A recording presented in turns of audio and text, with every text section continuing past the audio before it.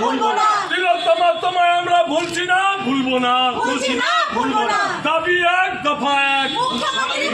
এটা আমার ruling, chairman সাহেব আপনার রুলিং কিন্তু আনডেমোক্রেটিক। আপনি কিন্তু চেকটা কিন্তু ঠিক মতো চালাচ্ছেন না, এটা ঠিক না। চেয়ারম্যান সাহেব আমি প্রথমে তাহলে আমি কিভাবে এখানে না চেয়ারম্যান সাহেব আপনি কিন্তু একদম ডেমোক্রেটিক সেটআপ ফেল করে দিচ্ছেন, এটা ঠিক না একদম না। তাহলে আমরা কিন্তু মানবো না। अमित भैया ये अच्छा नहीं लग रहा है, शोभा नहीं दे रहा आपको जिस तरह से आप बोल रहे हैं। आप चेयरमैन को क्या बोल रहे हैं? आपको चेयरमैन नहीं चला पा रहा है, मतलब कहाँ पर नहीं चला पा रहा है?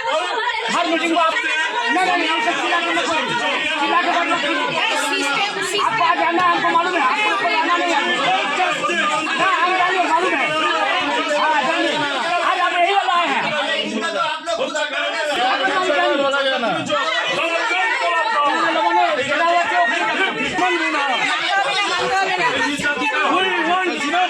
মানছি না, মানবো না।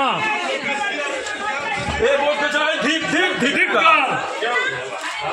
আজকে তো আপনি তো দিয়েছেন, কোশ্চেনের মধ্যে নেই তো আমরা বলতে চাইলে বলতে পারেন না, এটা কোনো কথা না। কেউ না আপনাকে না জিজ্ঞেস করে তাহলে বলে ফেললে ভালো হতো।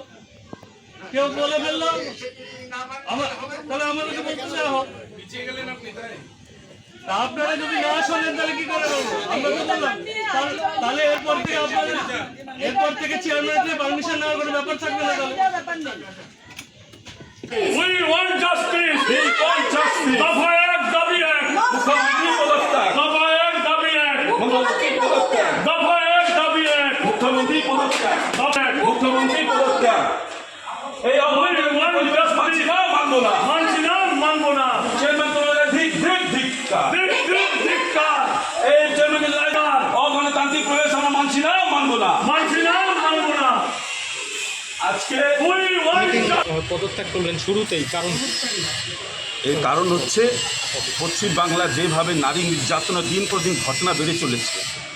9 আগস্টে আরজি করে যে ঘটনা, যে নরকীয় হত্যাকাণ্ড যে আমাদের পশ্চিম বাংলায় ঘটেছে, সেই বিষয় নিয়ে আমাদের মাননীয় কাউন্সিলর 4 নম্বর ওয়ার্ডে বিবেক সিং একটা নিন্দা প্রস্তাব আজকে বোর্ড সহ উত্থাপন করতে চেয়েছিলেন। তিনি আগেও কিন্তু এই প্রস্তাবের চিঠি কিন্তু মাননীয় চেয়ারম্যান সাহেবকে দিয়েছিলেন, কিন্তু আজকে আমরা কি দেখলাম, সে প্রস্তাবকে একবার ওখান থেকে সরিয়ে মাননীয় মেয়র সাহেবের প্রস্তাব কিন্তু ওখানে উত্থাপন করার জন্য কিন্তু পারমিশন দিলেন।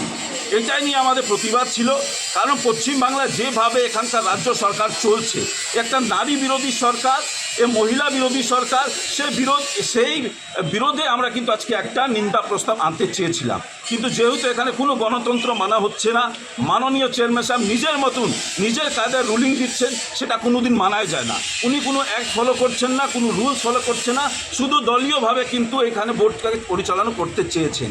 এই জন্য আমাদের আজকে প্রতিবাদ, কারণ যে ডাক্তারটা কলকাতার নৃশংসভাবে তার হত্যা হয়েছিল, সেই প্রতিবাদে আজকে একটা নিন্দা প্রস্তাব আমরা আনছিলাম। সে আমরা মাননীয় 4 নম্বর ওয়ার্ডের কাউন্সিলর কিন্তু কালকেই চিঠি করেছিল, আজকে উত্থাপন করার কথা ছিল, কিন্তু হঠাৎ আমরা দেখলাম মাননীয় চেয়ারম্যান রুলিং দিয়ে সে প্রস্তাব থেকে সরিয়ে দিলেন। বাকি বিষয়টা বিস্তারিতভাবে আমাদের 4 নম্বর ওয়ার্ডের কাউন্সিলর বিবেক সিং আপনাদের জানাবে। এই একটা চিঠি, এই চিঠিটা বোর্ড সভায় 26/6/2023 leader of the Trinamool Congress councillor নামে রঞ্জন সরকার মহাশয় ডেপুটি মেয়র যখন মণিপুরের ভয়াবহ পরিস্থিতি নিয়ে উনি এই নিন্দা প্রস্তাব এনেছিলেন, সেদিনকাও আমরা এর বিরোধিতা করে আমরা ওয়াকআউট করেছিলাম। আজ যখন আমরা আমাদের চিঠি দিয়েছি যে আমরাও নিন্দা প্রস্তাব মানব, আমরা কিন্তু মণিপুরে বাস করি না, আমরা কিন্তু পশ্চিমবঙ্গে বাস করি। পশ্চিমবঙ্গের পরিস্থিতি কি আছে আপনারা সাংবাদিক আপনাদের থেকে ভালো আর কেউ জানতে পারবে না। আপনারা ডেইলি দেখছেন কি পরিস্থিতি হয়ে আছে। শুধু পশ্চিমবঙ্গ নয়, পুরো ভারতবর্ষ নয়, বিশ্ব এই কলকাতার আরজিকর ঘটনা নিয়ে যেভাবে উত্তাল হয়ে উঠেছে, সেই পরিস্থিতিতে এনারা আমাদেরকে বোর্ড সভায় নিন্দা প্রস্তাব আনতে দিতে চাননি। ওনারাই নিন্দা প্রস্তাবকে প্রত্যাখ্যান করেছেন, তার ইসেই আমরা আজকে বোর্ড সভা বয়কট করলাম। আমাদের একটাই দাবি, মুখ্যমন্ত্রীর পদত্যাগ না করা অবধি আমাদের আন্দোলন চলতে থাকবে, আমরা চালিয়ে যাব।